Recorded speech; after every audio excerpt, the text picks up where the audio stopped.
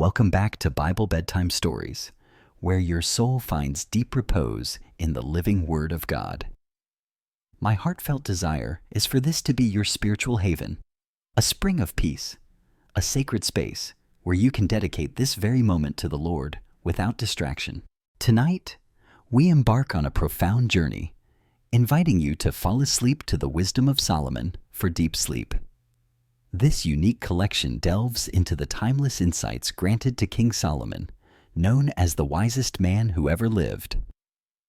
His words, found throughout ancient scriptures, offer profound discernment for navigating life's complexities, discerning true understanding, and ultimately, finding deep contentment and tranquility.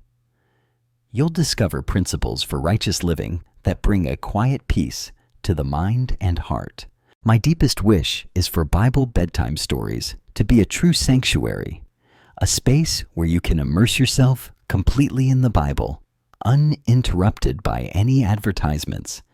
To maintain this entirely ad-free environment wholly dedicated to God's Word, I rely on the generous support of listeners like you. First, if you haven't already, please subscribe to the Bible Bedtime Stories channel and click the notification bell. It's completely free and ensures you never miss an opportunity to rest in God's presence. Second, you can partner more directly by becoming a channel member or supporting this work on Patreon. Your support is what helps me keep every video 100% ad-free, ensuring your time of peace and sleep is never disturbed. It would also mean the world if you click the like button below. This helps our channel reach more people who need God's encouragement and peace. I also invite you to share this video with at least 3 friends or family members who may be struggling or need God's comforting peace. Finally, before you settle in, take a moment to leave a comment. Let us know what you're trusting God for tonight. Through the wisdom of Solomon, we'll stand together in faith, interceding for one another as a community. Thank you so much for your support. It truly means more than words can express. Now, settle in, breathe deeply, and let the profound wisdom of Solomon wash over you. Let your soul be stilled as we begin. After the long and storied reign of King David, a man whose life was a tapestry of profound faith and human frailty, the mantle of leadership passed to his young son, Solomon. He ascended to a throne of immense responsibility, inheriting a kingdom that, though unified, still carried the weight of past struggles and the promise of a glorious future. Solomon himself felt the enormity of the task before him. He was but a youth, lacking the seasoned judgment and broad experience required to shepherd such a vast and diverse people. The burdens of governance, the complexities of justice, and the delicate balance of international relations lay heavily upon his inexperienced shoulders. He understood with a humility rare for one so newly crowned, that this colossal endeavor demanded more than human intellect. It required a profound, supernatural guidance. In the early days of his reign, Solomon embarked on a journey to Gibeon, a place of significance where the great tabernacle of the Creator resided. It was here that he intended to offer 1,000 burnt offerings, a grand act of devotion and supplication to the divine. The atmosphere at Gibeon was one of reverent stillness, the scent of sacrifice mingling with the night air, the flickering flames reaching towards a sky rich with stars. As the young king knelt in humble worship, his heart open and earnest, the veil between the temporal and the eternal seemed to thin. He sought not to impress with his wealth or power, but to simply connect with the ultimate source of all authority and wisdom, laying bare his profound need for divine intervention. It was during this sacred night, as Solomon lay in deep slumber, that the Creator himself appeared to him in a dream. The encounter was not a fleeting vision, but a profound, direct communion. The divine voice, gentle yet resonant with infinite power, spoke to him, "Ask what I shall give you." This was an invitation of unparalleled magnitude, an open declaration that the King of the universe was ready to bestow any blessing upon his humble servant. Most would have been tempted to ask for earthly glories, vast riches beyond imagination, a long and prosperous life, the absolute subjugation of all enemies, or unassailable personal power. The human heart, so often driven by self-interest and transient desires, would instinctively reach for such temporal advantages. But Solomon's heart, purified by humility and softened by prayer, responded with a wisdom already stirring within him, a wisdom that surpassed his tender years. He recounted his father David's faithfulness and acknowledged the immense grace that had placed him on the throne. Then, with an honesty that touched the heart of the divine, he expressed his profound sense of inadequacy. "I am but a little child. I do not know how to go out or come in," he confessed, laying bare his inexperience and his desperate need for divine guidance. His request was not for personal gain, but for the welfare of the vast multitude entrusted to his care. He asked for an understanding heart to judge your people, that I may discern between good and evil. He sought not to accumulate, but to serve justly, not to dominate, but to discern, not to preserve his own life, but to guide the lives of others with righteousness. His focus was entirely on the responsibilities of his calling, demonstrating a spirit deeply attuned to the needs of his people and the demands of divine governance. The Creator was immensely pleased with Solomon's request. It was a petition that aligned perfectly with the divine will, demonstrating a heart committed to justice and the well-being of his people. The divine voice responded with resounding affirmation. "Because you have asked this thing, and have not asked for yourself long life, nor riches for yourself, nor have asked the life of your enemies, but have asked for yourself understanding to discern justice. Behold, I have done according to your words." The Creator not only promised to grant him the very wisdom he sought, a discerning heart, unlike any before or after him, but also declared that he would add to it the very thing Solomon had humbly foregone. He would bestow upon him riches and honor beyond that of any king in his lifetime, and a long life would also be his, provided he walked in the Creator's ways as his father David had done. This was a profound demonstration of divine generosity, revealing that when one seeks first the wisdom and righteousness of the divine, all other good things are added, flowing from a place of boundless grace. The promise itself was a divine lullaby, assuring the young king that his humble petition had unlocked a flow of blessings that would encompass every aspect of his reign, bringing peace not just to his heart, but to his entire kingdom. Upon awakening from this divine encounter, Solomon knew with an absolute certainty that his prayer had been heard and answered. He returned to Jerusalem, his spirit infused with a wisdom that was clearly beyond his years, a gift from the very source of all knowledge. The impact of this divine endowment was almost immediately evident in his governance. A particularly challenging case was brought before him, one that tested the very core of human understanding and compassion. Two women, living in the same house. Each claimed a single living infant as her own. After one of their babies had died during the night, there were no witnesses, no discernible proof to settle the dispute. Only conflicting claims born of desperation and sorrow. The situation was fraught with emotional complexity, threatening to consume both justice and peace. Solomon listened patiently to their fervent arguments, his newly given discernment sifting through the layers of deceit and genuine anguish. Then, with a calm authority that astonished all who were present, he issued a shocking command: divide the living child in two, and give half to one and half to the other. The mere suggestion of such an act sent a ripple of horror through the court. But his divine wisdom knew precisely how a true mother's heart would respond. One woman, consumed by maternal love, cried out, "No, my lord, give her the living child, and by no means kill him." She was willing to surrender her claim, to endure her pain, if only the child's life might be spared.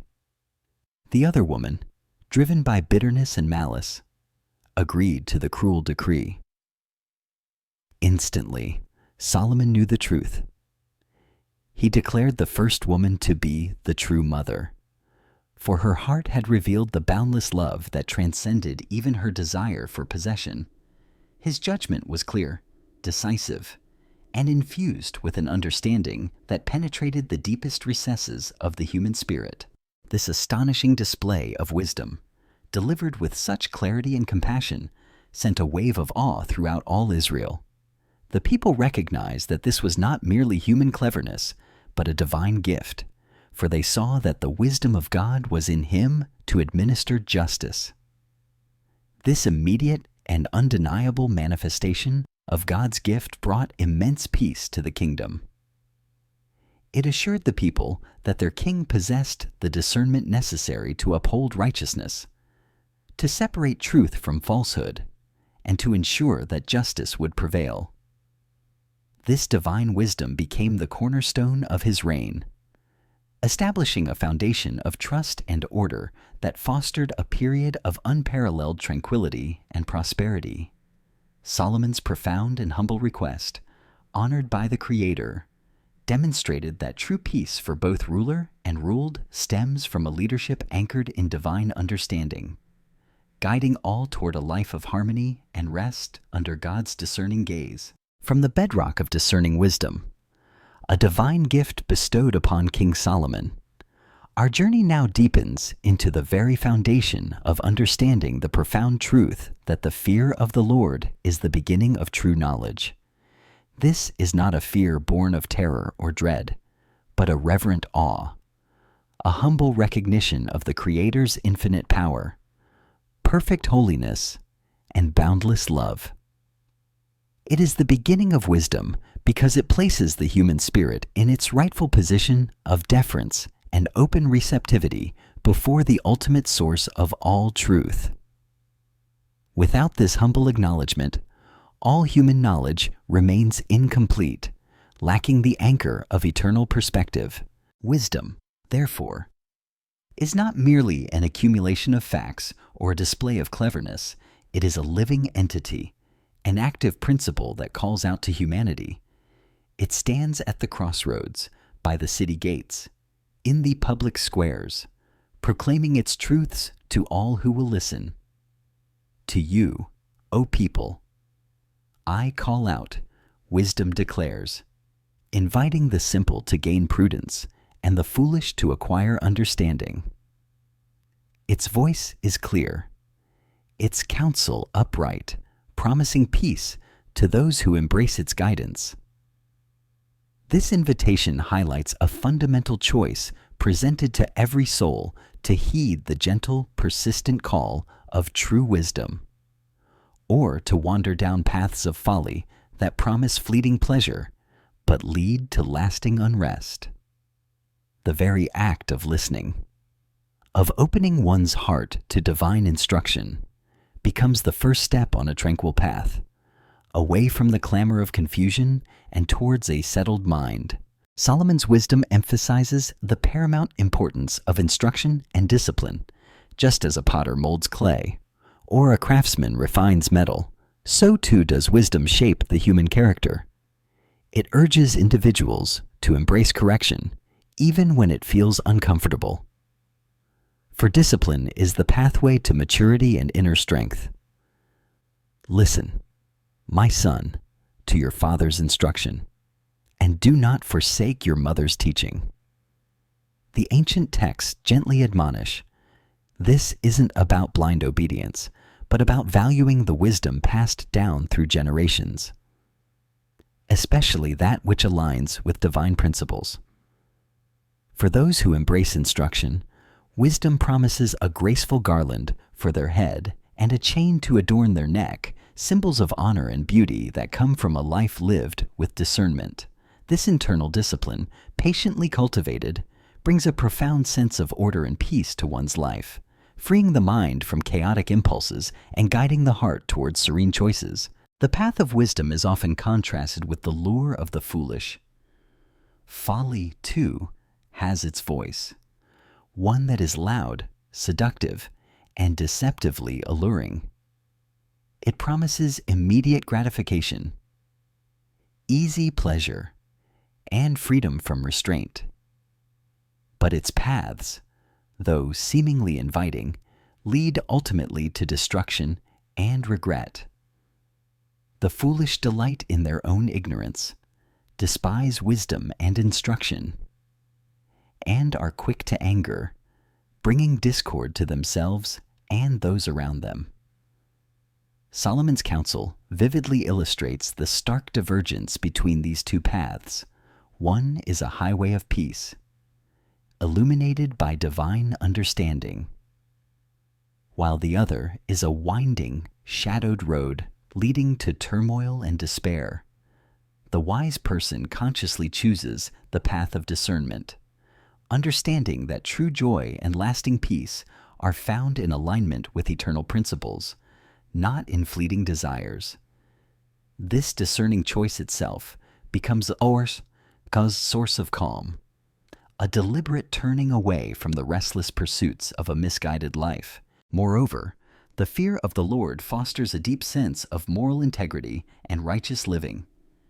It is the internal compass that guides ethical choices, leading individuals to act with justice, kindness, and humility.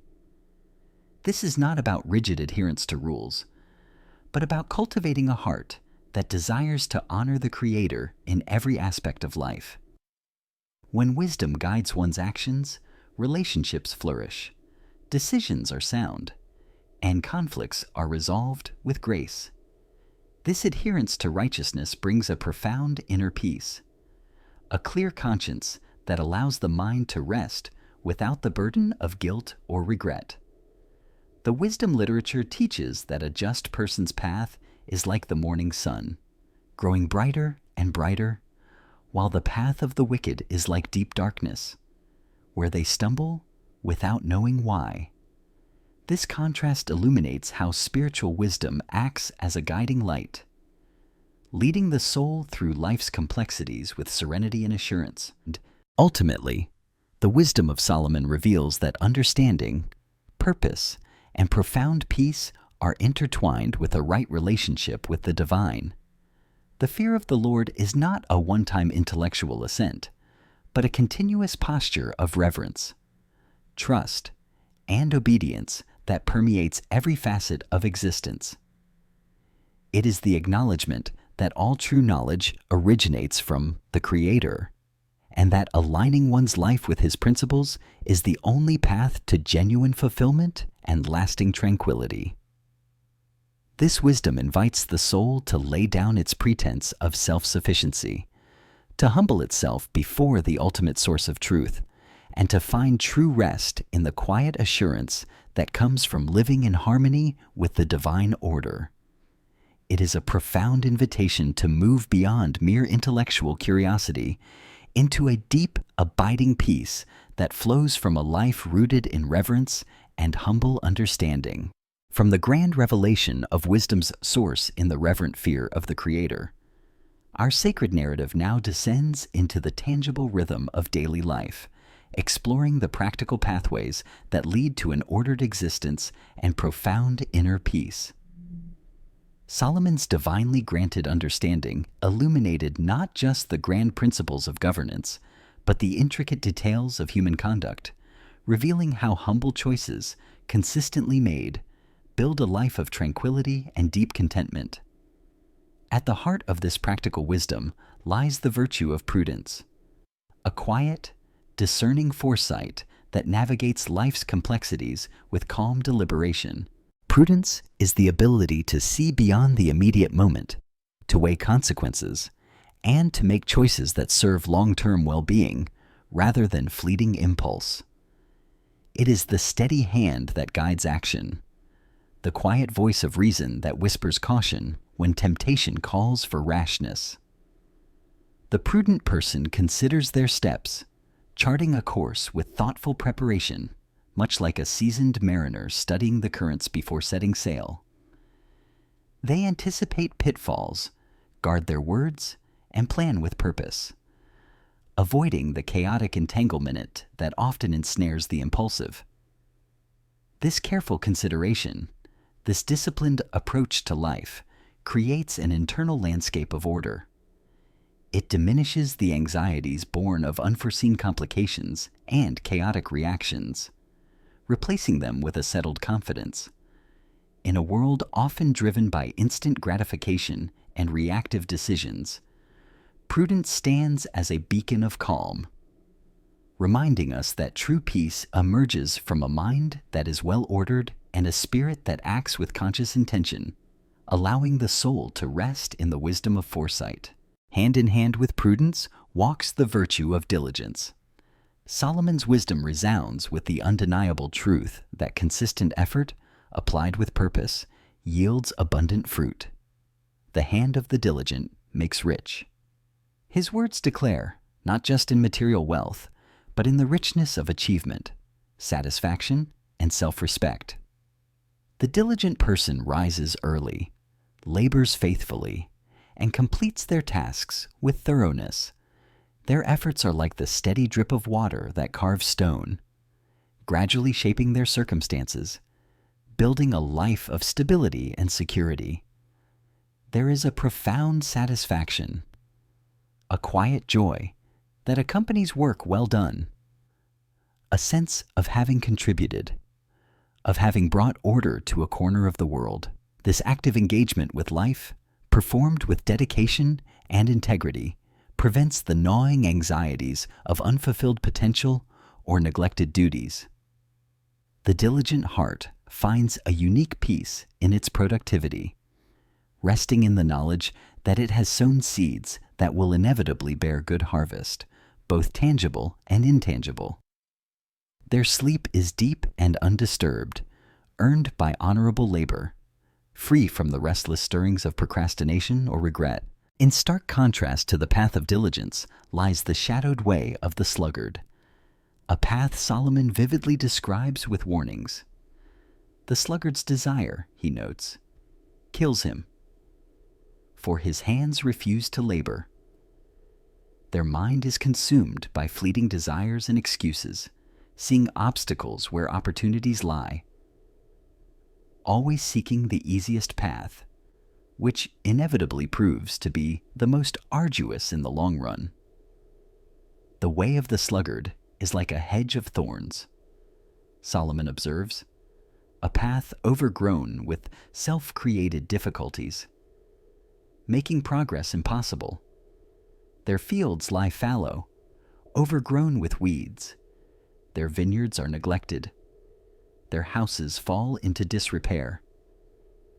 This physical decay mirrors a deeper spiritual erosion. Laziness breeds poverty, not just of possessions, but of spirit.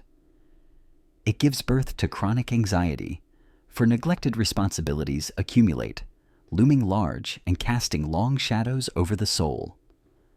The sluggard's sleep, though perhaps long, is not truly restful, for it is often haunted by the unaddressed tasks of the day, by the gnawing regret of opportunities squandered, and by the accumulating consequences of inaction. True peace cannot reside where responsibility is shunned and potential is left dormant.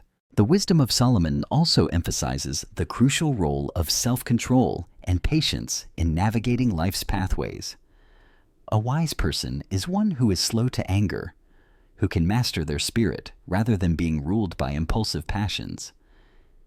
He who is slow to anger is better than the mighty, Solomon declares, highlighting the profound strength found in emotional discipline. Self-control allows for prudent decision-making, preventing the hasty words and actions that often lead to regret and discord. It is the internal governor that steers the soul away from harmful indulgences and toward choices that foster well-being. Patience mesh, 2, is a quiet strength. Acknowledging that true growth and lasting rewards often require time and perseverance. It embraces the rhythm of seasons, understanding that some harvests are distant and some battles are won not by sudden force, but by steady endurance. Cultivating self-control and patience brings a remarkable inner calm, freeing the mind from the tyranny of immediate gratification and enabling the heart to rest securely in the pursuit of enduring peace.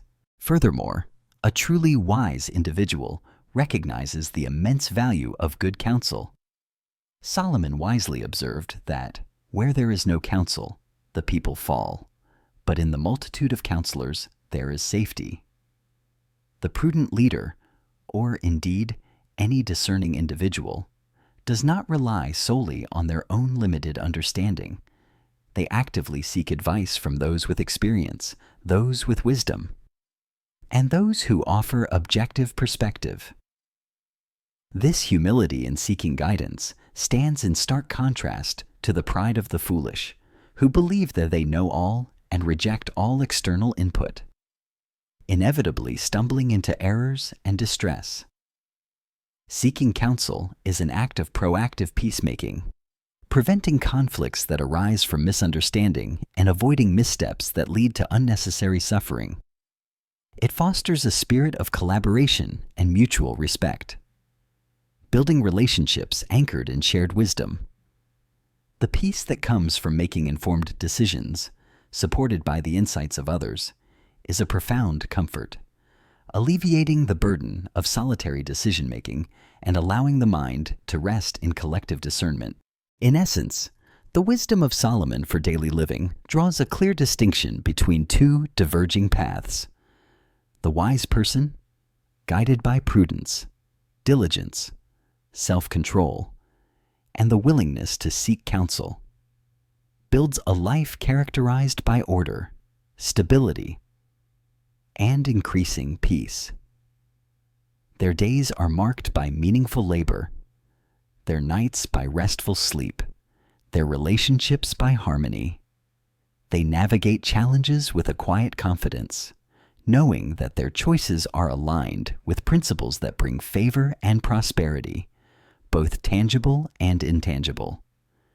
Their path is like the morning sun, growing ever brighter, illuminated by the understanding they embrace. Conversely, the foolish person, driven by impulsiveness, laziness, a lack of self-control, and a stubborn refusal of counsel, creates a life of escalating chaos, poverty, and discord. Their days are filled with missed opportunities and accumulating regret. Their nights are often restless, haunted by unaddressed problems.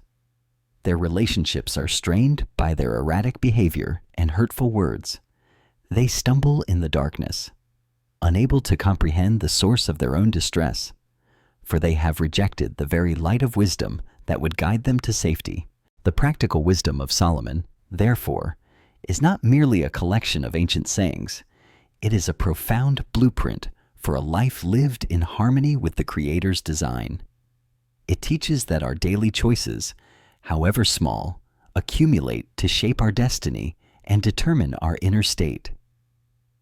By embracing prudence, cultivating diligence, exercising self-control, and humbly seeking counsel, we create an environment conducive to peace, order, and deep contentment. This alignment of our actions with divine principles naturally leads to a profound spiritual rest, a calm assurance that our path is true, our efforts are blessed, and our souls are securely anchored in a wisdom that transcends the fleeting anxieties of the world. It is an invitation to lay down the burdens of impulsive action and neglected duty, and to find true restorative sleep in the disciplined yet liberating embrace of divine wisdom.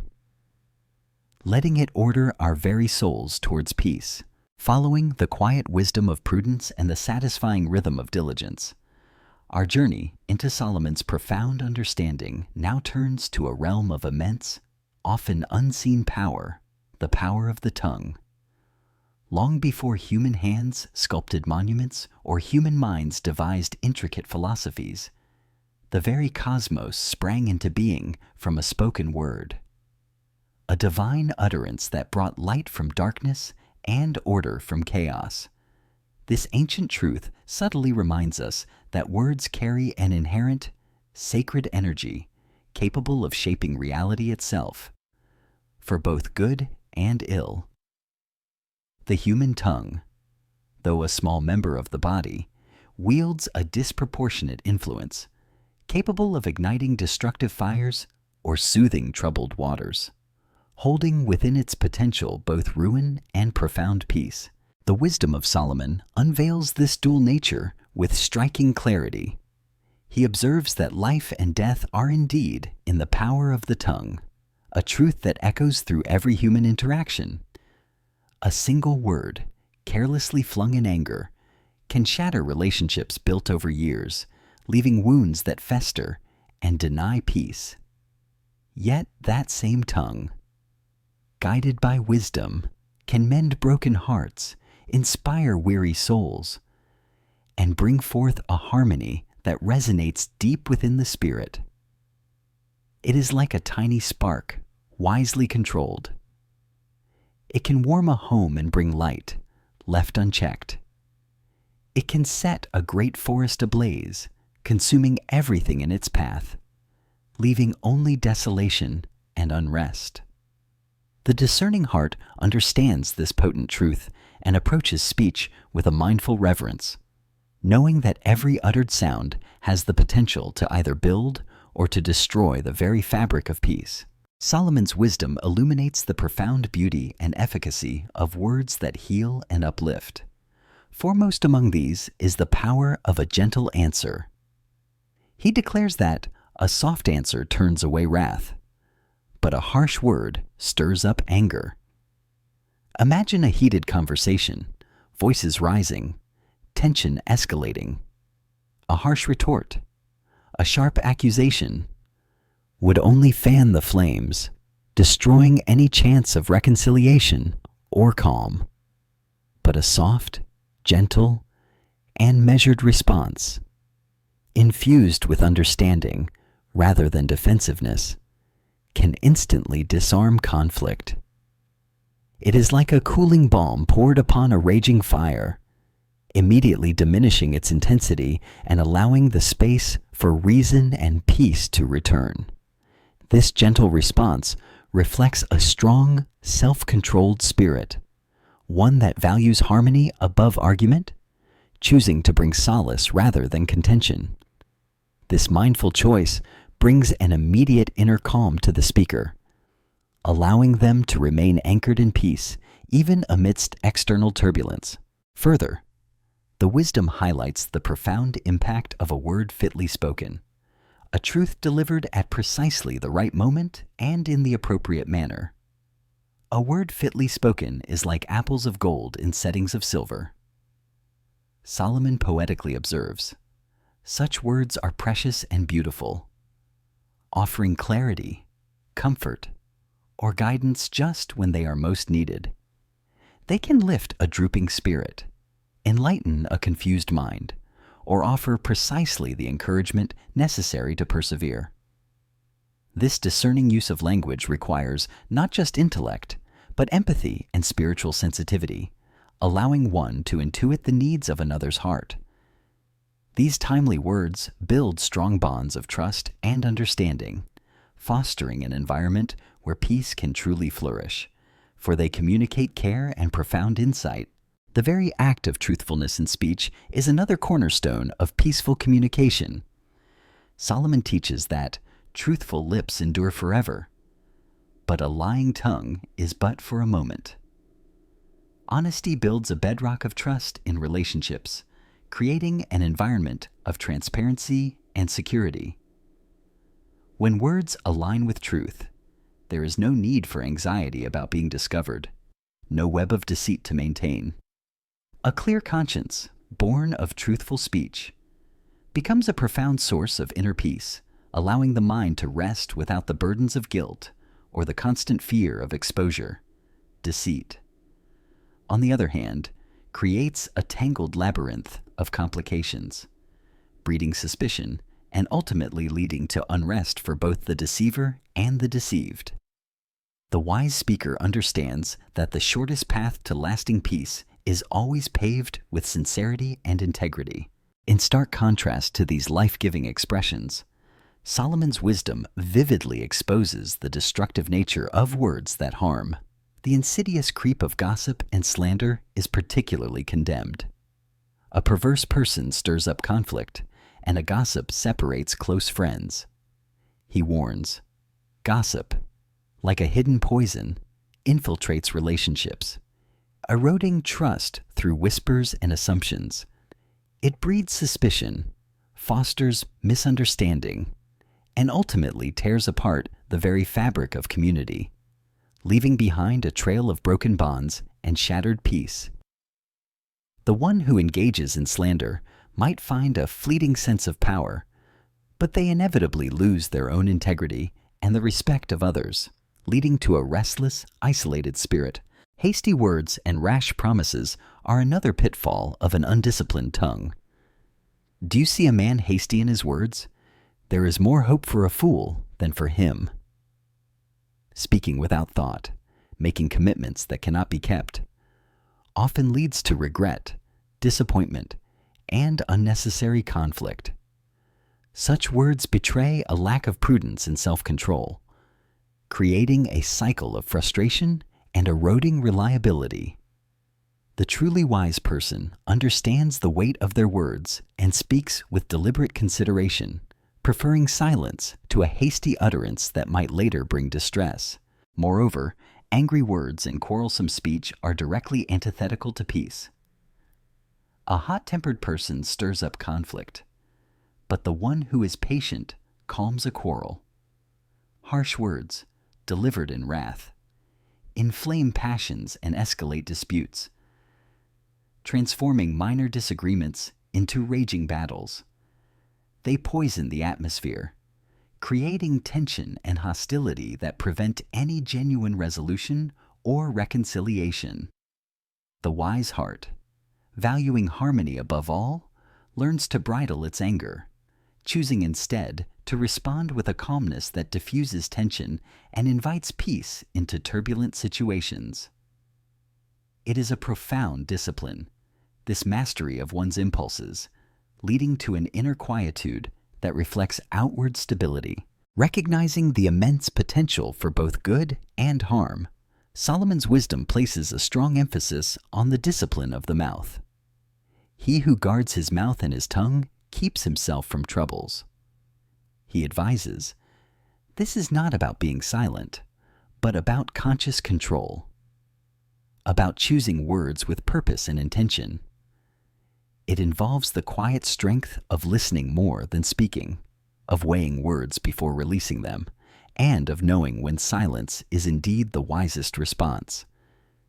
Even a fool, when he holds his peace, is counted wise, a testament to the power of thoughtful restraint. This discipline is a continuous spiritual exercise, leading to a deeper self-awareness and a profound inner quietude. It helps one to avoid unnecessary entanglements, to preserve harmonious relationships, and to maintain a clear conscience, all of which are vital ingredients for lasting peace. Ultimately, the wisdom concerning the tongue is a direct pathway to greater inner peace and harmonious living. When our words are guided by prudence, seasoned with grace, and anchored in truth, they become instruments of healing, encouragement, and understanding. Such speech reflects a heart that is aligned with divine principles, fostering an environment of trust and mutual respect. It reduces friction in relationships, prevents misunderstandings, and cultivates a sense of genuine connection. The very act of speaking wisely brings a calming influence, not just to those who hear, but to the speaker themselves. allowing their spirit to rest in the integrity and positive impact of their communication. This profound understanding of the power of words invites us to choose peace with every utterance, to let our speech be a soothing balm rather than a source of discord, guiding our souls into a deep and tranquil slumber, knowing that our words are woven into the tapestry of divine harmony. Following the profound wisdom on the meticulous power of words, our spiritual narrative now gracefully shifts to the realm of relationships and righteousness, exploring how divine understanding shapes our interactions with others in friendship, family, and the broader pursuit of justice.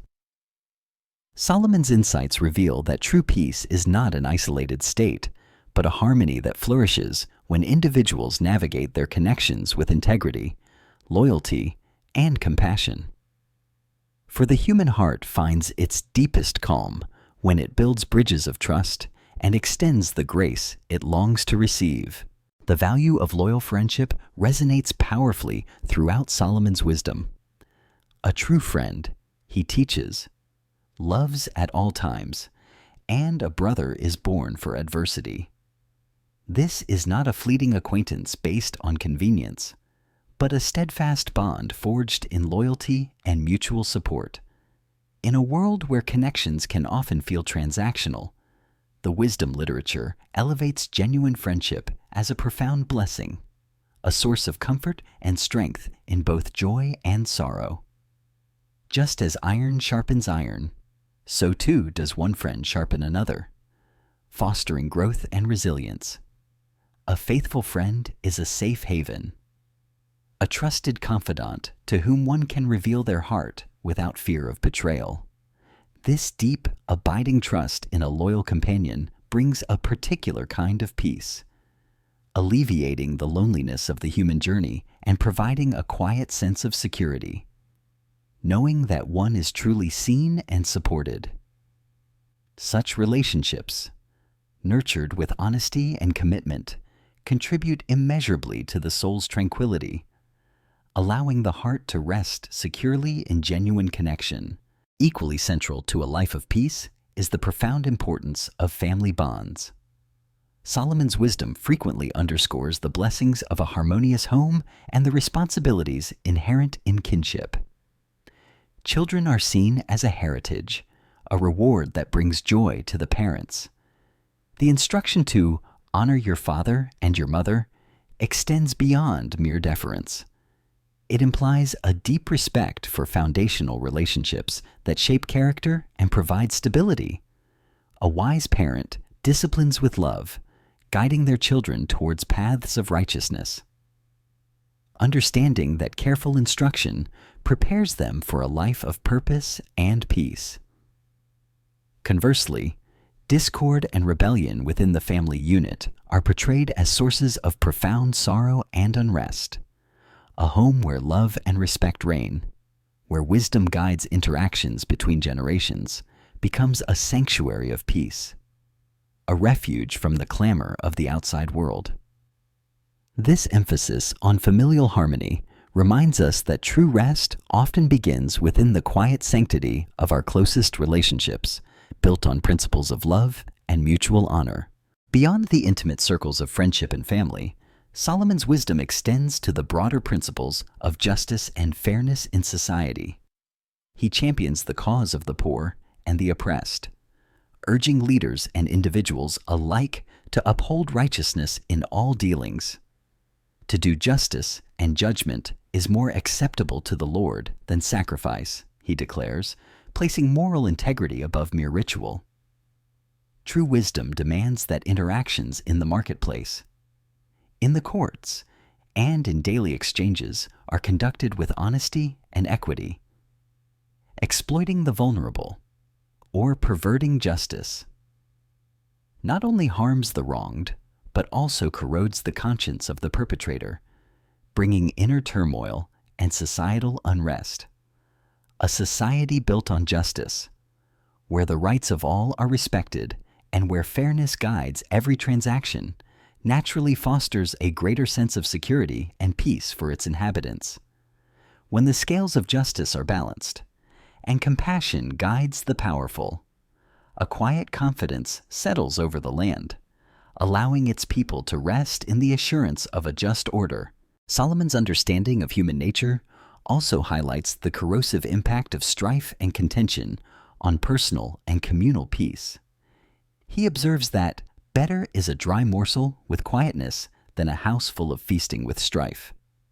This profound insight teaches that external abundance and material comfort are meaningless if overshadowed by constant conflict and discord. A quarrelsome spirit, whether in a spouse, a neighbor, or a leader, destroys the very atmosphere of tranquility. The wise person, therefore, actively avoids arguments, seeking reconciliation and speaking words that build up rather than tear down. They understand that a calm spirit, a readiness to forgive, and a willingness to seek understanding are far more valuable than winning every debate or proving every point. Prioritizing peace in relationships requires humility and self-control. But the reward is an unparalleled inner quietude that allows the soul to truly breathe and find profound rest. The wisdom concerning relationships is fundamentally about aligning our human connections with divine principles. When we treat others with the loyalty of a true friend, nurture our families with love and instruction, and engage with the world with justice and fairness, we are not simply following rules. We are participating in the very design of the Creator for harmonious living. This alignment brings a profound sense of integrity and authenticity, clearing the conscience and allowing the heart to be at peace. The anxieties born of fractured relationships, unresolved conflicts, or guilt over past injustices begin to fade when our interactions are anchored in righteousness and compassion. Ultimately, Solomon's wisdom on relationships serves as a gentle guide for cultivating an inner sanctuary of peace, extending outwards to touch every connection. It invites us to examine how we love, how we speak, and how we act within our spheres of influence. By prioritizing loyalty, fostering harmony within our homes, and upholding justice in our communities, we not only contribute to a more peaceful world around us, but also cultivate a deep, abiding peace within our own souls. This profound understanding of righteous connection helps us to release the burdens of relational strife, allowing our spirits to settle into the comforting rhythm of loving and being loved, guiding us into a state of profound and peaceful sleep, knowing that our hearts are aligned with the very source of all harmony.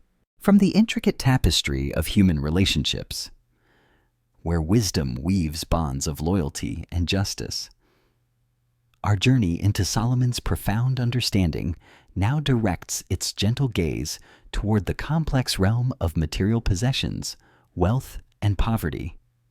This is a domain often fraught with anxiety, where the pursuit of more can ironically lead to less peace.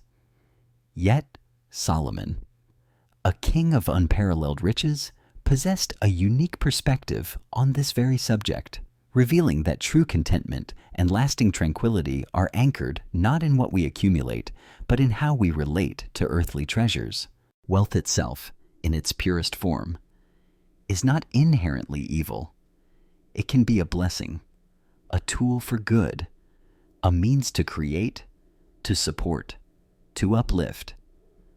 Solomon's own kingdom flourished with gold and silver, his treasuries overflowing. His wisdom sought by kings and queens from distant lands. He understood that prosperity, when bestowed by the Creator and managed with integrity, could facilitate great works and provide for the needs of many. However, his profound insight quickly turned to the dangers of greed and the relentless pursuit of endless accumulation. He observed a universal truth that echoes through the ages. He who loves money will not be satisfied with money, nor he who loves abundance with increase. This speaks to the insatiable nature of a greedy heart, a restless spirit perpetually chasing an elusive sense of enough. The pursuit of more, beyond genuine need, transforms from a healthy ambition into a relentless, exhausting chase. The more one acquires, the more one desires, caught in an unending cycle of yearning that steals away present contentment. This insatiable craving breeds anxiety, for security becomes linked to an ever-growing pile of possessions, rather than to an unshakable inner peace. Such riches, Solomon warns, are often deceptive. They promise lasting joy and security, but can vanish with surprising speed, like a morning mist dissolving in the sun. Riches certainly make themselves wings. They fly away as an eagle toward heaven, he notes. A sobering reminder of their transient nature, the pursuit of fleeting wealth leaves the soul perpetually restless, never truly finding solid ground or the deep repose it desperately craves. Moreover, immense wealth often brings with it its own peculiar burdens and anxieties. The wealthy man, Solomon observed, often has no rest from sleep because his abundance will not permit him to sleep. This is not a blessing, but a curse disguised as prosperity. There is the constant worry of loss, the complexities of managing vast holdings, the ethical dilemmas that arise from power, and the unfortunate tendency for genuine relationships to be supplanted by superficial connections based on material gain. The restless pursuit of wealth creates a mental turmoil that infiltrates the quiet hours, robbing the heart of its natural peace and the body of its restorative sleep. For the mind is constantly calculating, worrying, and desiring. In striking contrast to this agitated pursuit, Solomon champions the profound peace found in generosity. His wisdom reveals a beautiful paradox. One who is gracious to a poor man lends to the Lord, and he will repay him for his good deed. The act of giving, born from a heart of compassion rather than calculation, refreshes the soul of the giver. The generous soul will be made rich, and he who waters will also be watered himself. He proclaims, this richness is not merely financial. It is a spiritual abundance, a deep contentment that flows from acts of kindness and benevolence. The peace that accompanies a generous spirit is pure and unburdened, free from the grasping anxieties of selfishness. It reflects an alignment with the Creator's own giving nature, bringing favor and blessings that far outweigh any material sacrifice. This quiet joy of selfless giving allows the spirit to rest in profound satisfaction, knowing that its resources are being used to nourish life, both for others and for oneself. Solomon's wisdom further emphasizes that true peace is not dependent on material abundance, nor is poverty inherently a curse. He states, better is a little with righteousness than great revenues without right. This profound insight challenges the world's common assumption that happiness and peace are solely products of wealth. A simple life, lived with integrity, a clear conscience, and a heart aligned with divine principles, can be far more peaceful and fulfilling than a luxurious existence plagued by ill-gotten gains, moral compromise, or the constant anxieties of maintaining an unsustainable lifestyle. The peace of a clear conscience, of a spirit at rest in its righteousness, is an internal treasure that no external circumstance can diminish. It allows for tranquil slumber, untroubled by the echoes of unethical choices or the weight of unrighteous accumulation. Ultimately, the pinnacle of wisdom regarding material possessions lies in the pursuit of contentment. A tranquil heart gives life to the flesh, but envy makes the bones rot. Contentment is not about having everything, but about being satisfied with what one has, understanding that genuine sufficiency is found in spiritual richness rather than material excess. This spiritual state liberates one from the endless cycle of desiring more, freeing the mind from perpetual striving and the anxieties it brings. It allows the heart to rest, appreciating the simple blessings of existence, knowing that divine provision is always enough. This cultivated contentment is the true antidote to the restlessness of materialism, a profound internal peace that enables the soul to settle into deep, undisturbed rest, finding its ultimate satisfaction not in possessions, but in the presence of the giver. Finally, Solomon's wisdom subtly teaches that all possessions, whether great or small, are a trust from the Creator. They are to be managed wisely, used for good, and regarded as a means to a greater end, not an end in themselves. This perspective transforms wealth from a potential source of anxiety and spiritual entanglement into a tool for divine purpose. When we view our resources as a stewardship, to be handled with responsibility and generosity, it brings a unique sense of peace. The burden of ownership is lightened by the understanding of purpose, and the anxieties of personal gain are replaced by the quiet joy of contributing to a larger, divine plan. This wisdom invites us to release our grip on material things, to anchor our hearts not in fleeting treasures, but in the eternal, finding profound rest in the knowledge that our true richness lies in a spiritual inheritance beyond measure, allowing us to find deep, undisturbed sleep from the grounded wisdom of righteous living and the liberating perspective on material wealth.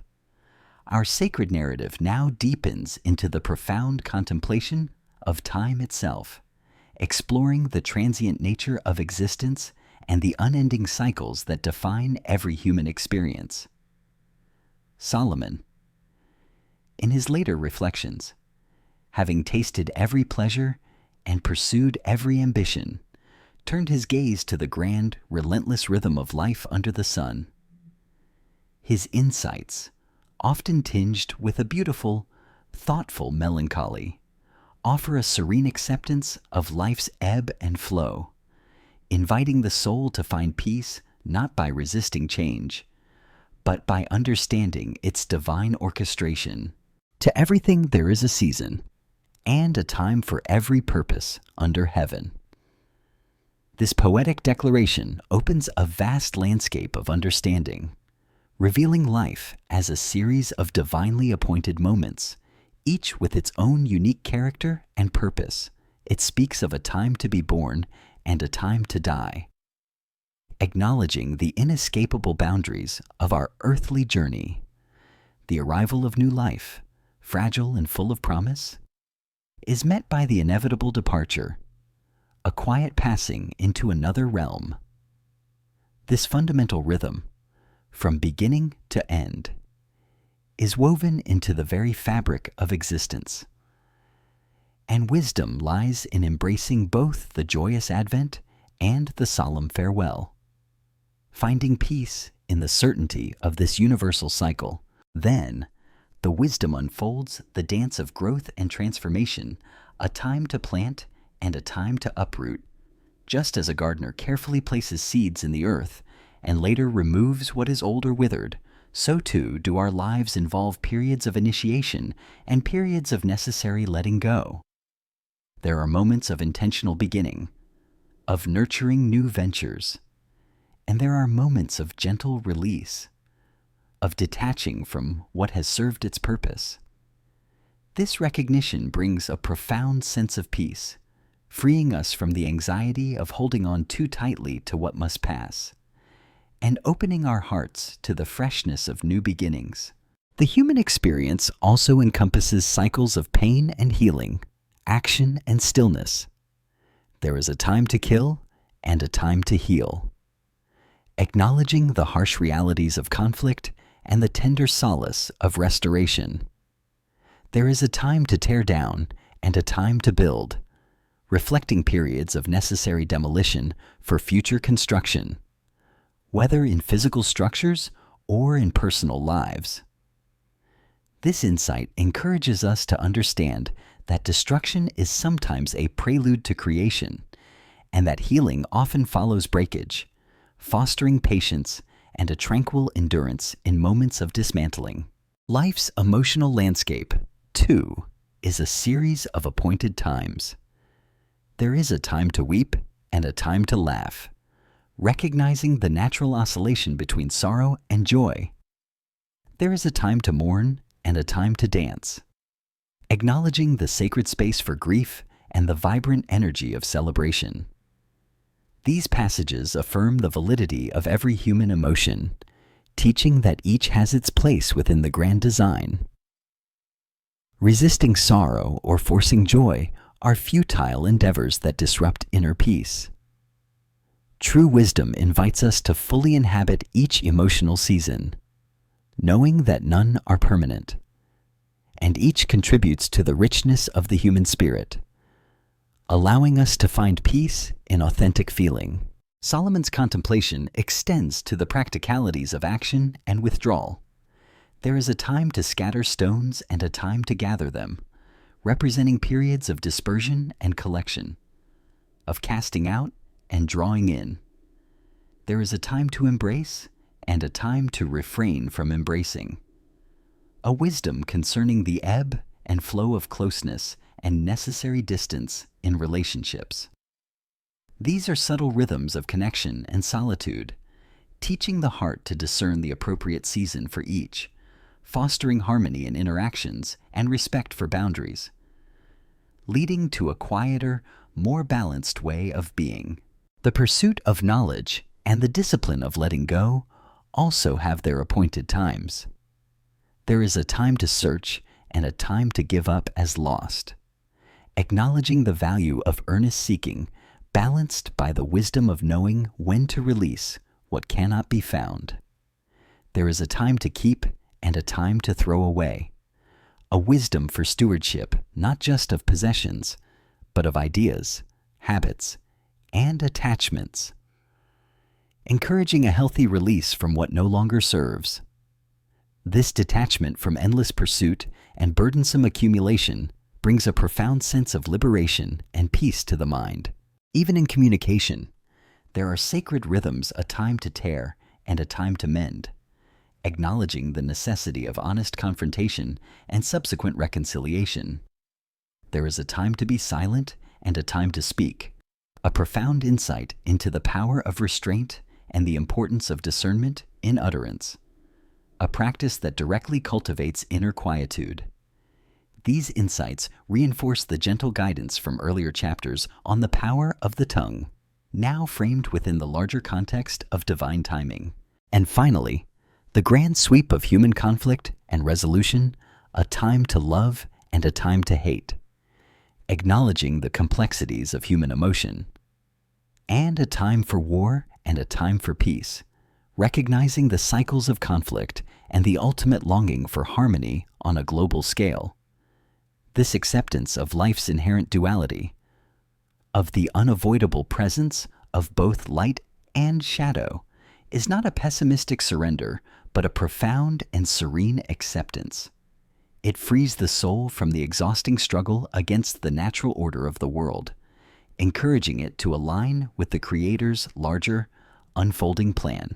Through all these varied seasons, the teacher of Ecclesiastes consistently points to one overarching truth: He has made everything beautiful in its time.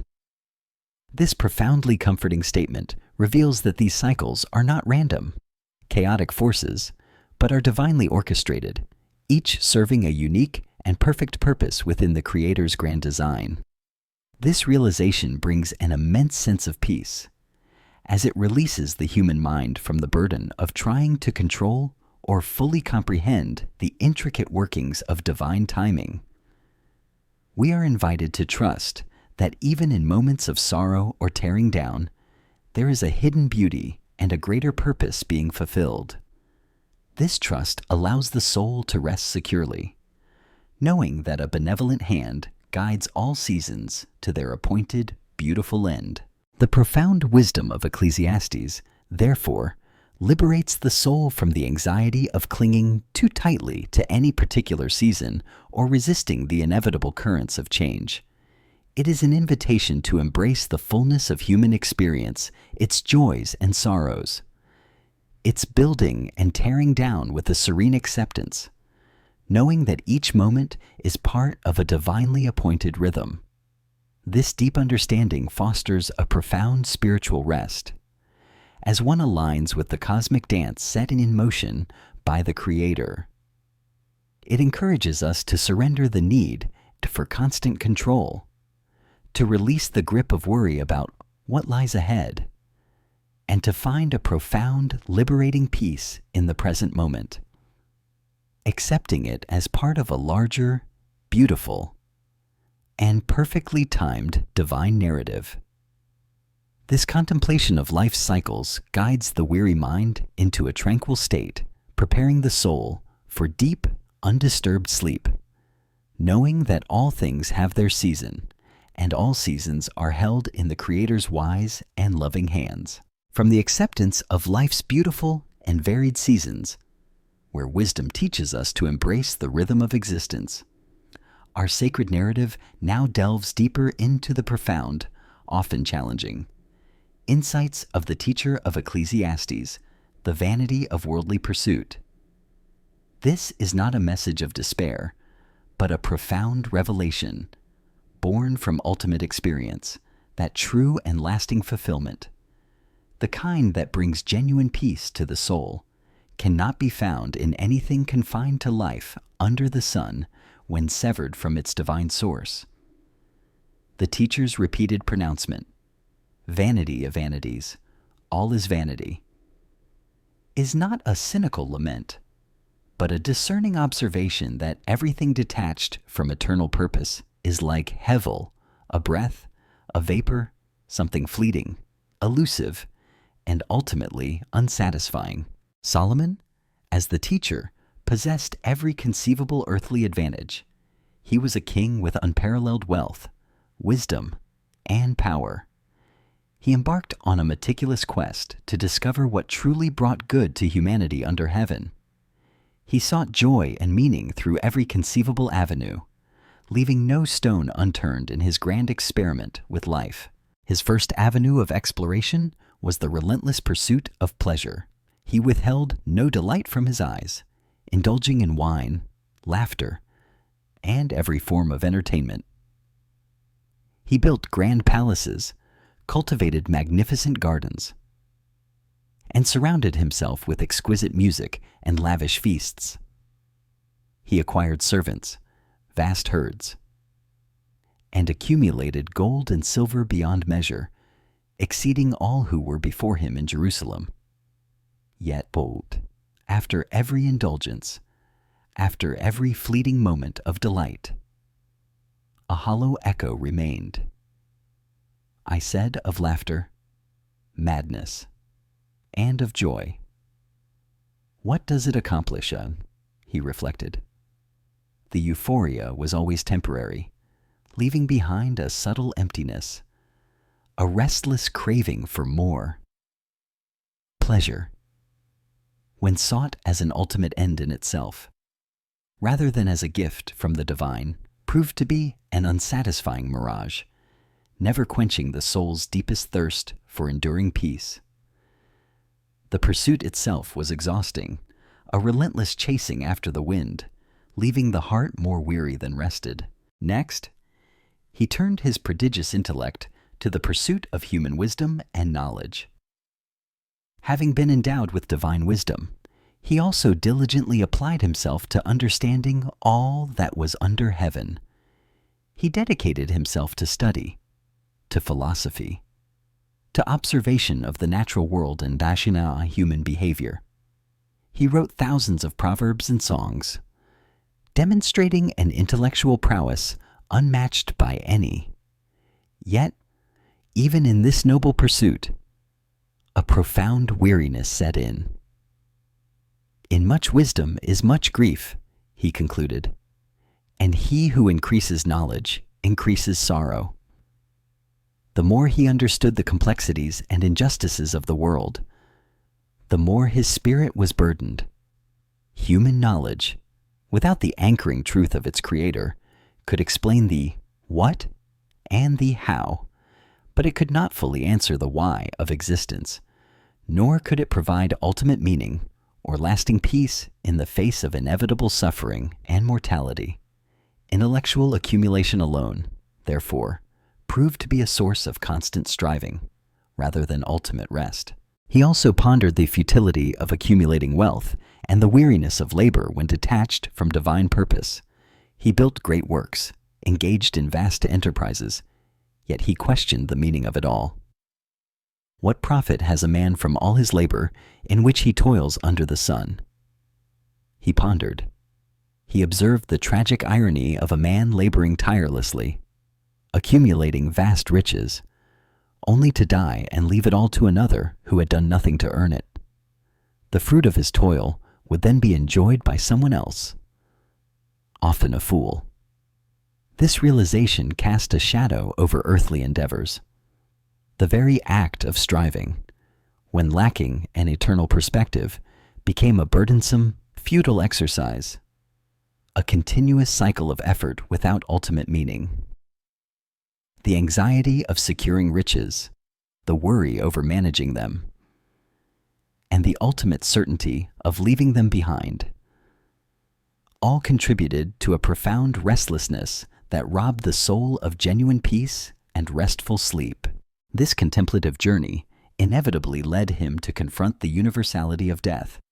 This is the great equalizer, the inescapable reality that casts a shadow of vanity over every human endeavor. Whether rich or poor, wise or foolish, strong or weak, all paths ultimately lead to the grave. For what happens to the children of man and what happens to beasts is the same.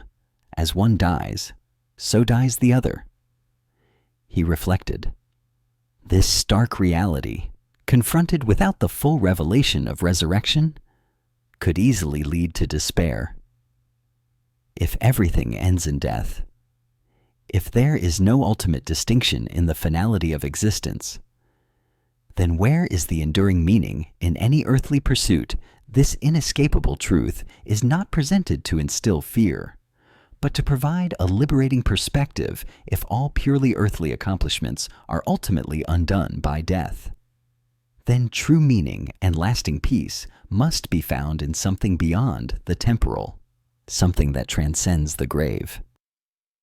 This realization frees the mind from the relentless, anxiety-driven striving for fleeting achievements, urging it to seek a deeper, eternal rest. Moreover, the teacher observed the relentless, repetitive cycles of nature without ultimate human progress or lasting satisfaction. The wind goes toward the south and turns to the north.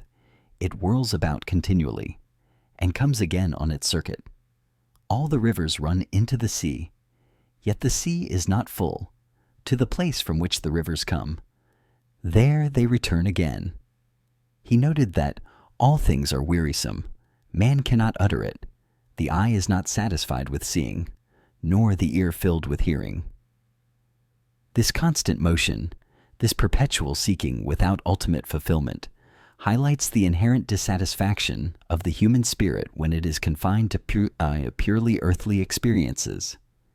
This restless cycle, where desires are never fully appeased, contributes to a profound spiritual unease, a continuous longing for something more, something truly satisfying that the world alone cannot provide. Through all these profound observations of vanity, a subtle yet persistent theme emerges: the soul's inherent, deep-seated longing for something eternal, something beyond the fleeting under-the-sun existence.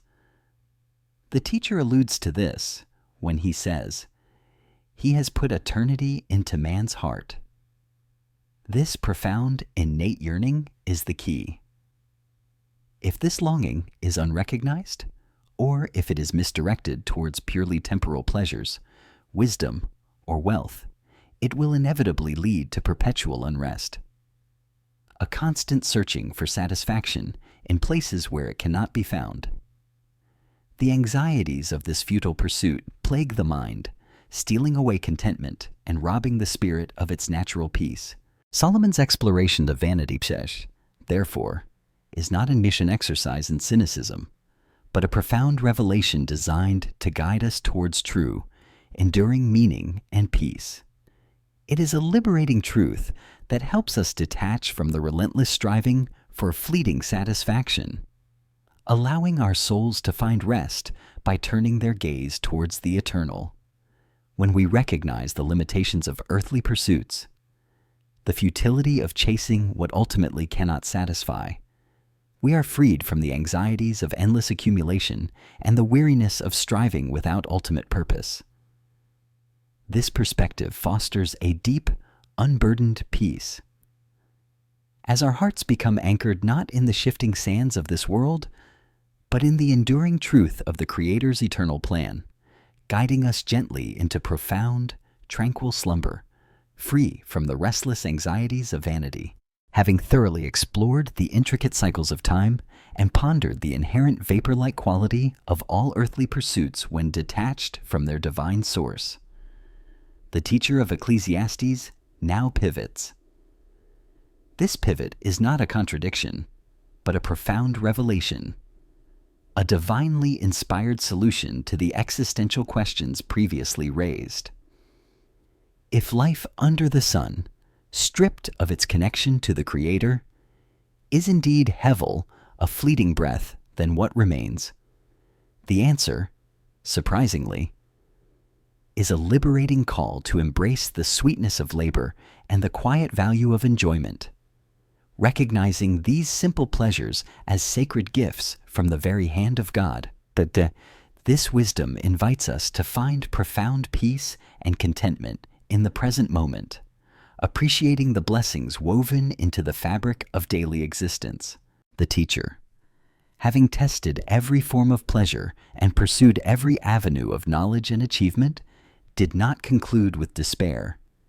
Instead, he found a divine mandate for living.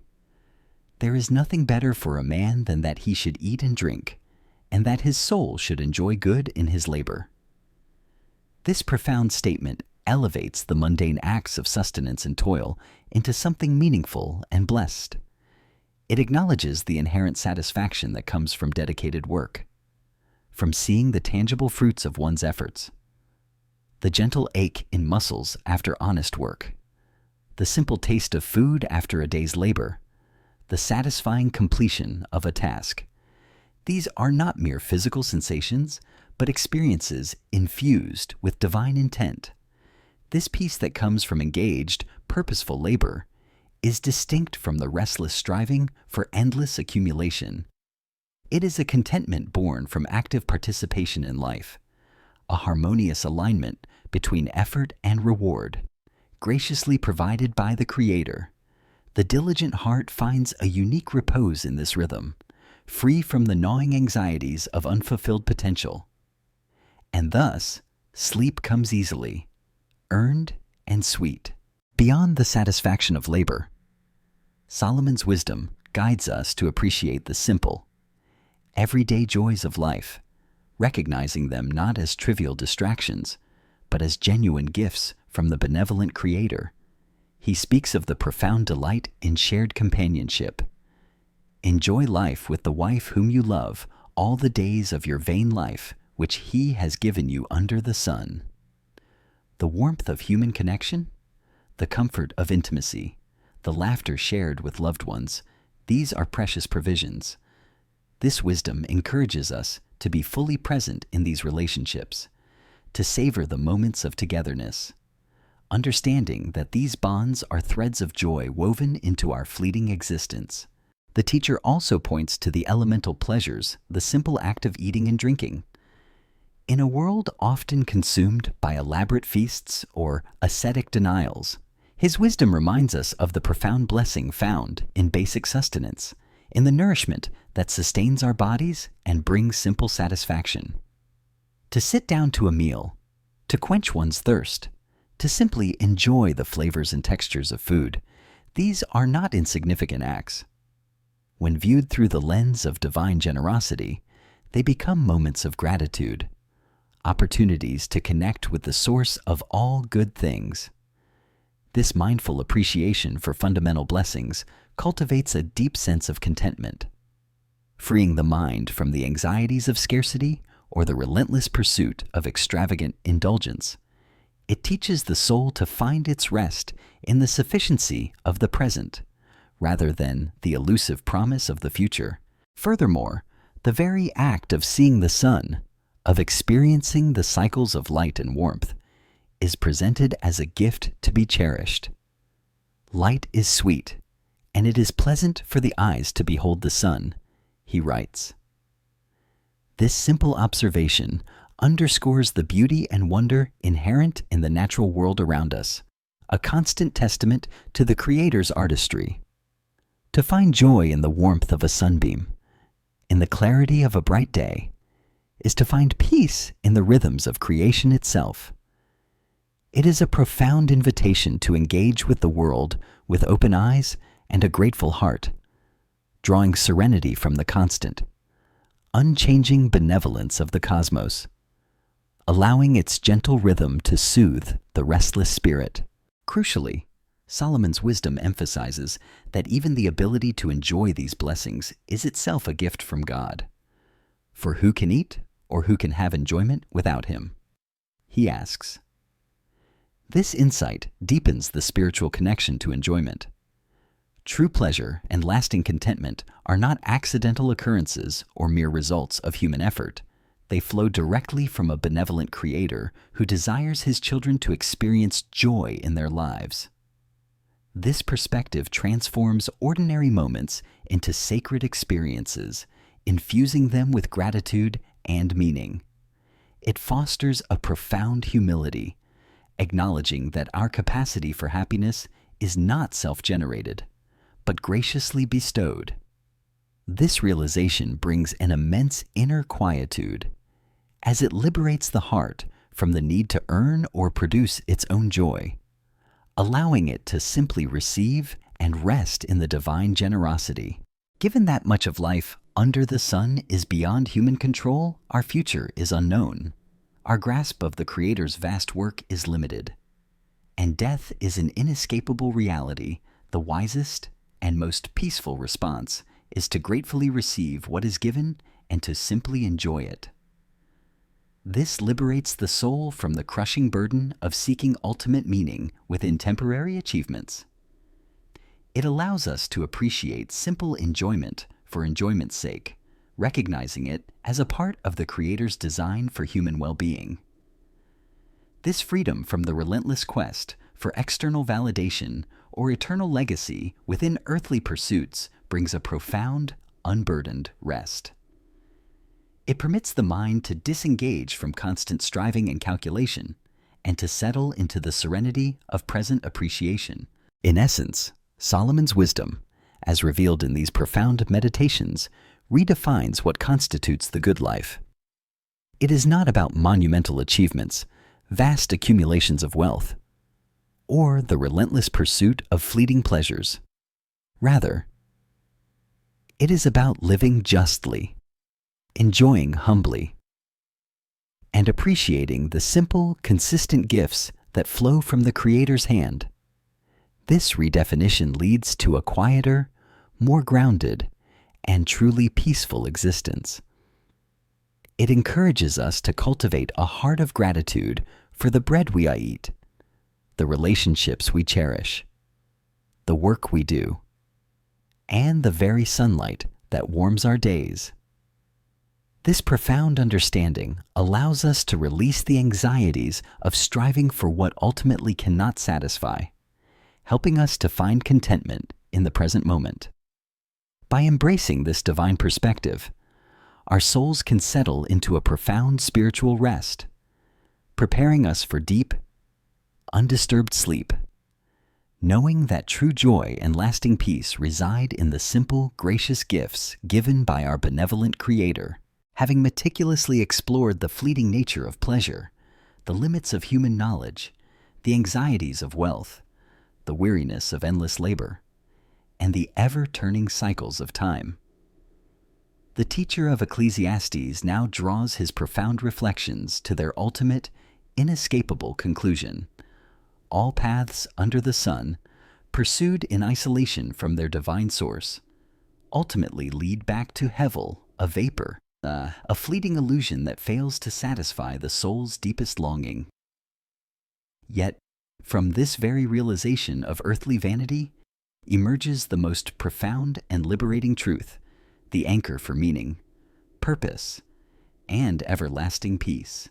The teacher, having seen much of life and pondered its every facet, issues a solemn and tender call to action, particularly directed towards the young. Remember your Creator in the days of your youth, before the evil days come and the years draw near when you say, I have no pleasure in them.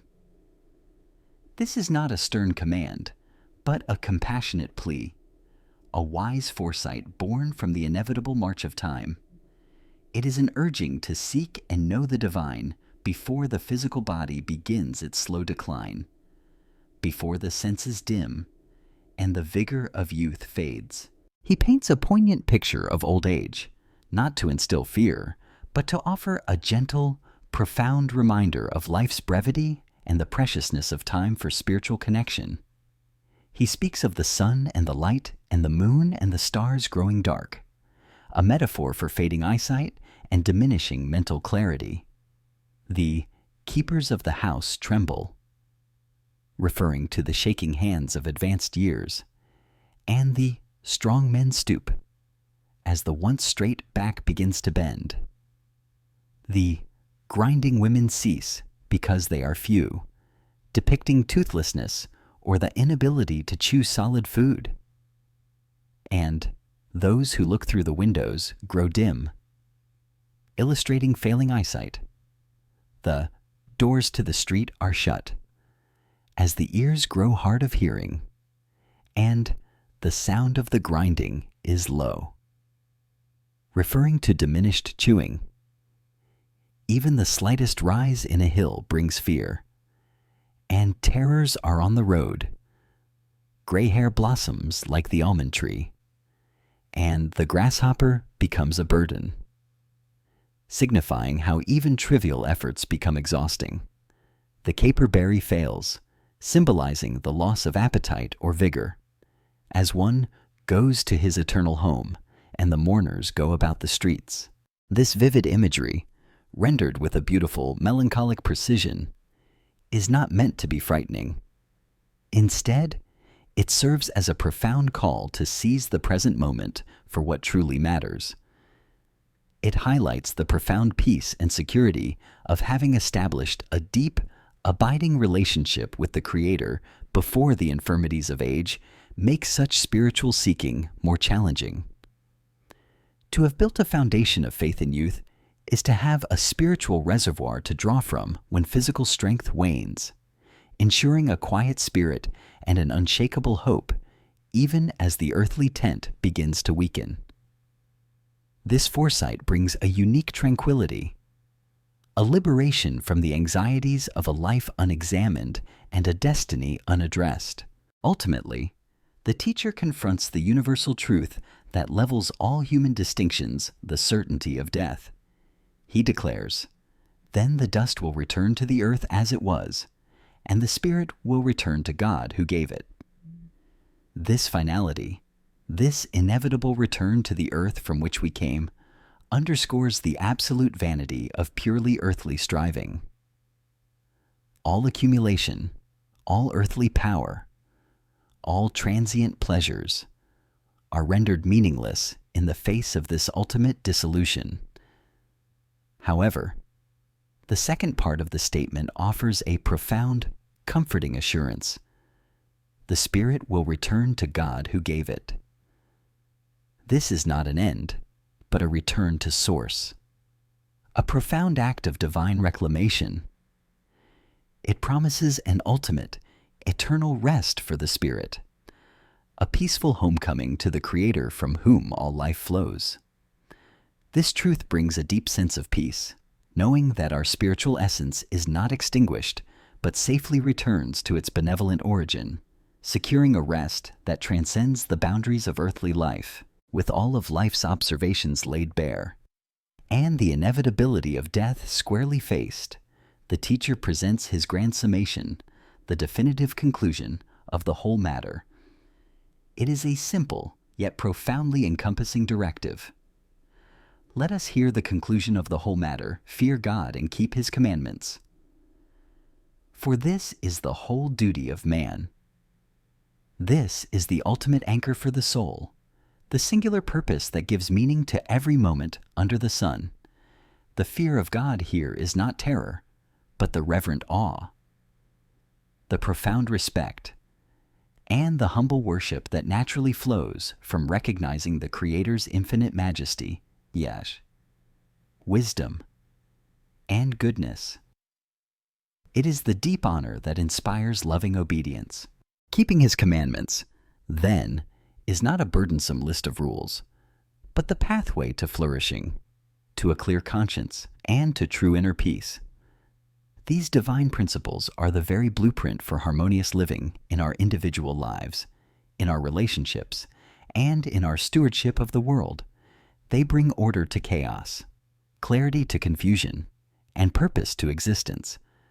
Living in alignment with the Creator's will ensures that our actions are righteous, our relationships are strong, and our hearts are filled with integrity.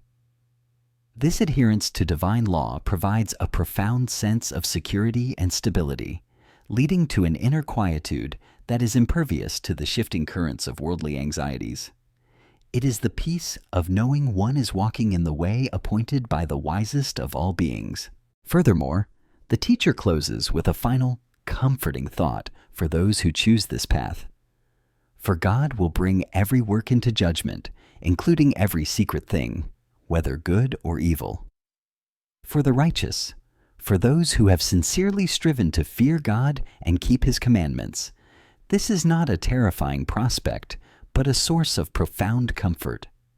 It is the assurance that justice will ultimately prevail, that every hidden act of kindness, every quiet moment of obedience, every struggle for integrity is seen and valued by the Creator.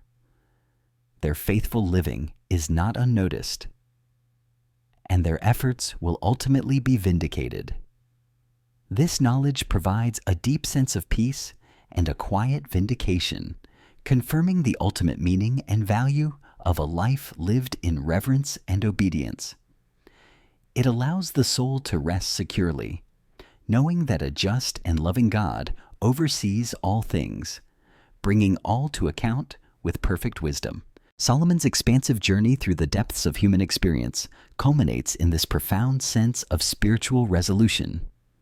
All his explorations, all his experiments, all his meditations on life's fleeting nature lead to this simple, yet immensely powerful truth, true meaning, purpose, and lasting peace are found exclusively in a living relationship with the Creator, expressed through reverence, humility, and obedience to his divine will. This ultimate truth provides the unshakable anchor for the soul, allowing it to finally let go of all restless earthly striving. It offers the conclusive answer to humanity's yearning for rest, providing the final piece of the puzzle for deep, tranquil sleep, a soul at peace with its Creator, its eternal purpose understood, and its future secured in the divine embrace. Having journeyed through the intricate tapestry of Solomon's wisdom, from the bedrock of discernment to the profound acceptance of life's fleeting nature, our sacred narrative now culminates in a synthesis, revealing how all these threads interweave to form a singular, luminous path to serene sleep and profound inner peace. True wisdom, we have seen, is not merely a collection of insights or a set of rules.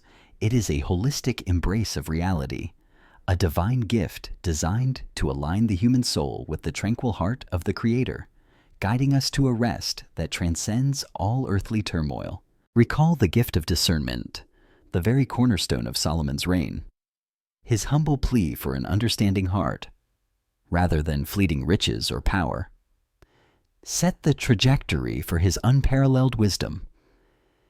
This foundational act teaches us that peace begins not with accumulation, but with a sincere desire to see clearly, to understand justly, and to prioritize divine insight above all human ambitions. When we seek clarity from the ultimate source of truth, the confusions of life begin to dissipate, and a quiet confidence settles within. A profound initial step towards peace. This discernment then naturally leads to the fear of the Lord, that reverent awe and profound respect for the Creator, which is the very beginning of true knowledge. This is the bedrock upon which all other understanding is built.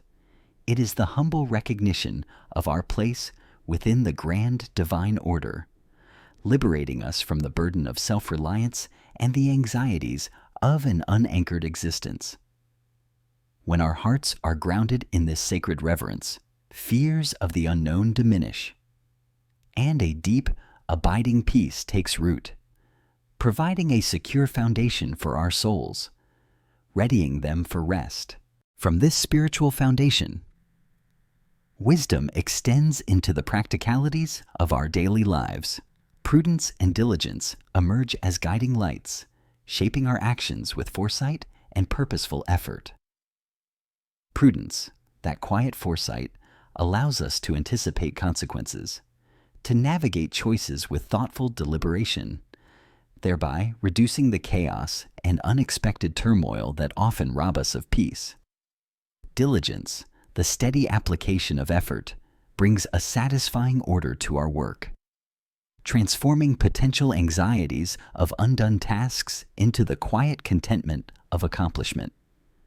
These disciplined practices create an outer life that mirrors an inner calm, allowing the mind to quiet its endless planning and the body to find a well-earned rest. The wisdom regarding the power of the tongue then reminds us of the immense influence our words wield. We learned that a gentle answer turns away wrath, that timely words bring healing, and that truthfulness builds unwavering trust. This careful, compassionate speech, cultivated with self-control, is not merely an external politeness. It is an internal discipline that fosters harmony in our relationships and quietude in our own spirits. By choosing words that build up rather than tear down, that soothe rather than ignite, we actively create an environment of peace around us, which, in turn, allows our own hearts to rest serenely, free from the turbulence of conflict. Similarly, Solomon's insights into righteous relationships underscore that our peace is deeply intertwined with how we connect with others. Loyalty in friendship, love and respect within family, and the unwavering pursuit of justice in our broader interactions. These are not just moral imperatives, but pathways to profound interpersonal harmony. When our relationships are built on integrity and compassion, the anxieties of discord, betrayal, and injustice begin to recede. We find solace in secure bonds and a clear conscience, allowing our hearts to rest in the comfort of true connection. The wisdom on wealth, poverty, and contentment offers a liberating perspective on material possessions. Solomon, possessing immense riches himself, understood their deceptive nature and the endless anxiety of greed. He taught that true richness lies in contentment, in gratefully receiving what is given, and in the profound joy of generosity. This perspective frees the soul from the relentless pursuit of more, from the fear of lack, and from the burdens of accumulation, by anchoring our hearts not in fleeting treasures, but in spiritual values and the benevolence of the Creator. We find a deep, unburdened peace that prepares the mind for truly tranquil sleep. Then came the profound contemplation of the seasons of life, revealing that embracing the natural cycles of existence of birth and death, planting and uprooting, weeping and laughing, is a path to serenity. This wisdom liberates us from the anxiety of clinging to one season or resisting the inevitable currents of change. It teaches us to find peace in accepting God's perfect timing, knowing that every moment, even those of sorrow, serves a purpose in His grand design. This acceptance quiets the mind, allowing it to surrender to the flow of life with a gentle ease. This understanding naturally leads to confronting the vanity of worldly pursuit, which is not cynicism, but a profound realization that anything detached from divine purpose is ultimately fleeting and unsatisfying. Solomon's exploration of pleasure, human wisdom, and endless labor culminates in the truth that genuine fulfillment cannot be found under the sun alone. This recognition is profoundly liberating. It releases the soul from the exhausting striving for transient gains, allowing it to let go of the anxieties of external validation and find rest in a deeper, more enduring purpose that lies beyond the temporal. Finally, having stripped away false hopes, the teacher returns to the profound blessing of joy in simple blessings. It is a call to gratefully embrace the present moment, to find contentment in the simple acts of eating, drinking, and enjoying the fruits of our labor, recognizing them as sacred gifts from the Creator. This mindful appreciation cultivates a heart of gratitude, a peaceful spirit that finds satisfaction in the sufficiency of daily provision, rather than longing for an elusive tomorrow. This present-focused gratitude is a powerful antidote to restlessness, allowing the soul to settle into a deep and peaceful repose. These threads of Solomon's wisdom, when woven together, form a comprehensive tapestry for human flourishing and inner peace. They teach us that life's ultimate purpose and our deepest rest are found in remembering our Creator, fearing Him, and diligently keeping His commandments. This divine relationship provides the ultimate anchor for the soul, grounding us against the fleeting nature of life and the uncertainties of existence. It reveals that true peace is not the absence of trouble, but the secure presence of the divine within every circumstance, providing an inexhaustible wellspring of comfort. Embracing this holistic wisdom directly impacts our ability to find profound, restorative sleep. It reduces anxiety by teaching us to trust in divine provision, release the grip of greed, and surrender to God's perfect timing. It cultivates a clear conscience through righteous living, truthful communication, and just relationships, leading to guilt-free rest. It fosters deep gratitude for simple gifts, transforming restlessness into contentment. It promotes order in our lives through prudence and diligence, reducing mental clutter. Most importantly, it anchors the soul in its true purpose, eliminating spiritual restlessness and preparing the heart for ultimate communion. As you now prepare for sleep, allow the gentle embrace of Solomon's timeless wisdom to settle deep within your spirit. Let go of the anxieties of fleeting pursuits, the worries of unchecked words, and the burdens of worldly striving. Embrace the peace of discerning action, the calm of righteous living, and the profound contentment of appreciating God's daily gifts. Know that true rest, the deepest slumber, is found in aligning your heart with the eternal wisdom that flows from your benevolent Creator. Allow His guiding hand to lead your soul into a state of profound and undisturbed peace, ready for the sweet sleep He desires for you. Having traversed the vast landscapes of Solomon's profound wisdom, from the genesis of discernment to the sweet appreciation of simple joys, our sacred journey now culminates in a final, gentle embrace. This concluding meditation distills the essence of all that has been revealed, weaving a serene tapestry of truth through the soft whispers of His Proverbs. These are not mere sayings, but divine echoes, practical pathways to a peace so deep. It invites the soul into the most tranquil of slumbers, cradled by the unwavering discernment of the Creator. Let these timeless truths serve as your lullaby, guiding your spirit to its ultimate rest. First, consider the bedrock of all peace: trust in the Lord. Trust in the Lord with all your heart, and lean not on your own understanding. In all your ways submit to Him, and He will make your path straight. This proverb is a profound invitation to release the heavy burden of trying to control every outcome, to intellectualize every uncertainty, or to navigate life's intricate maze solely by human reasoning. Our own understanding, however vast, is finite. It can never grasp the full scope of divine purpose. When we surrender our worries, our anxieties about tomorrow, and our relentless need for control into the benevolent hands of the Creator, a profound calm descends. This act of trusting, leaning fully into His wisdom, and submitting our desires to His perfect will straightens the crooked paths of our lives, smoothing out the rough edges of worry and confusion.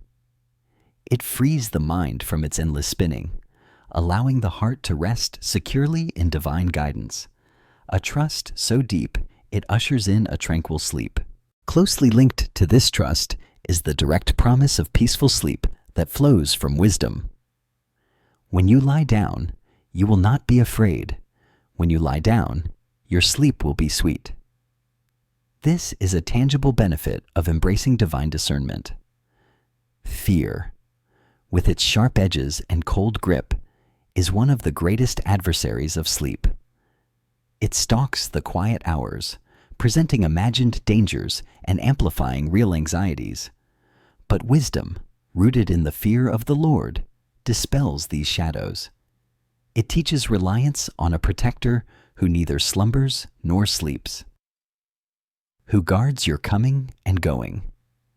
When the mind is free from the grip of fear, when the conscience is clear, and the heart is anchored in trust, then the body relaxes.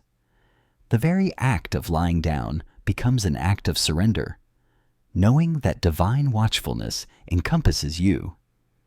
This security allows sleep to descend, not as an escape, but as a sweet, natural consequence of a soul at peace, untroubled by the specters of the night. The integrity of a righteous life, guided by wisdom, forms a robust shield against the inner turmoil that denies rest. The integrity of the upright guides them, but the unfaithful are destroyed by their duplicity. A life lived with honesty, transparency, and moral uprightness leaves no room for guilt to fester, no hidden secrets to haunt the quiet hours. There is a deep, unshakable peace in a clear conscience, a calm assurance that one's path is true and consistent with divine will.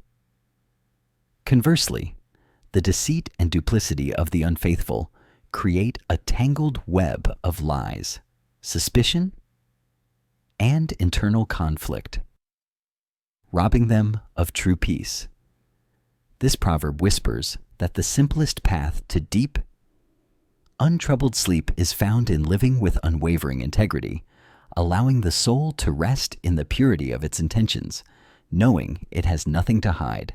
Reflecting on the power of the tongue, we hear another gentle reminder.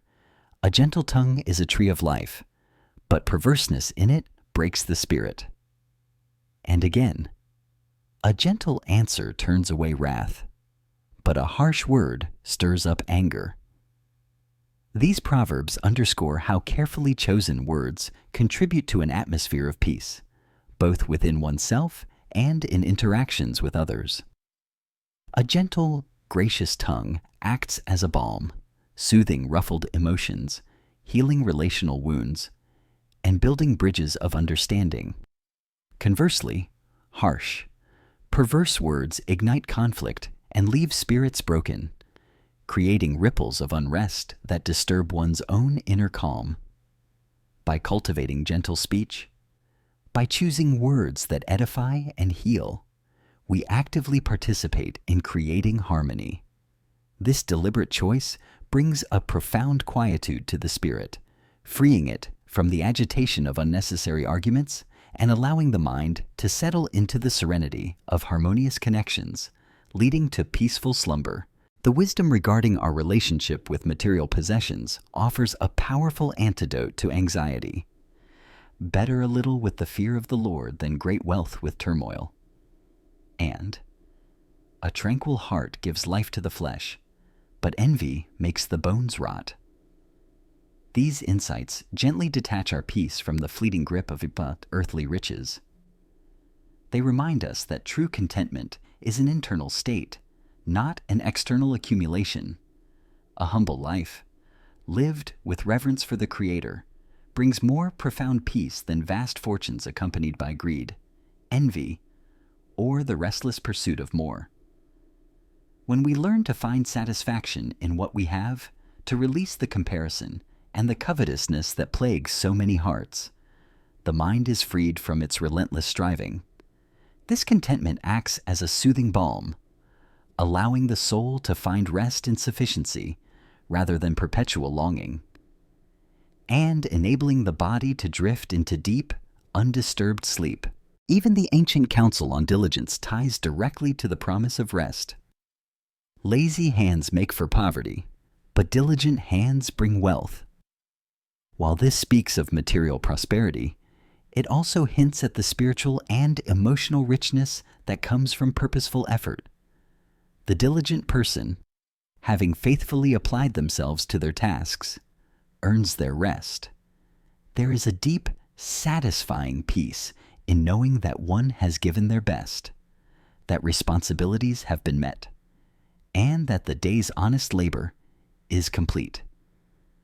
This stands in stark contrast to the anxiety and restless unease that often haunt the idle, whose unfulfilled tasks and neglected potential disturb their nights.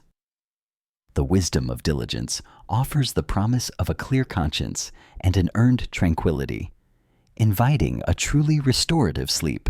Finally, the overarching blessing of divine favor brings a peace that transcends all understanding.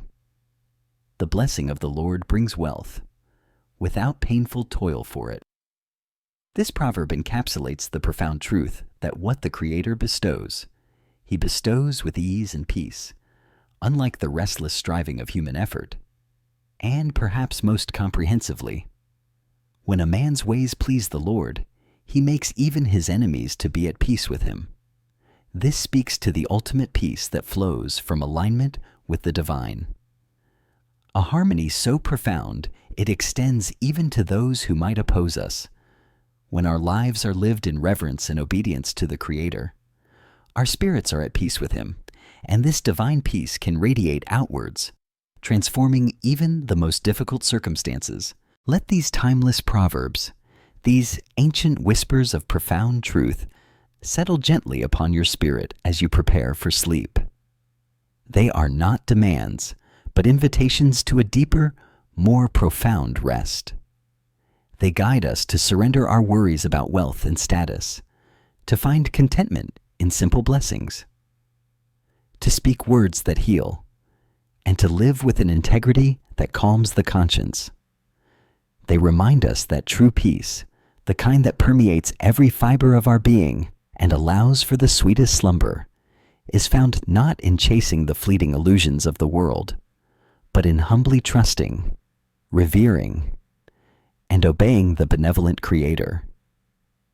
As you drift into the quietness of the night, allow the wisdom of Solomon to lull your soul, knowing that in aligning your heart with the divine, you find an eternal wellspring of tranquility, leading you into a peaceful and undisturbed rest, safely held in the boundless wisdom of God.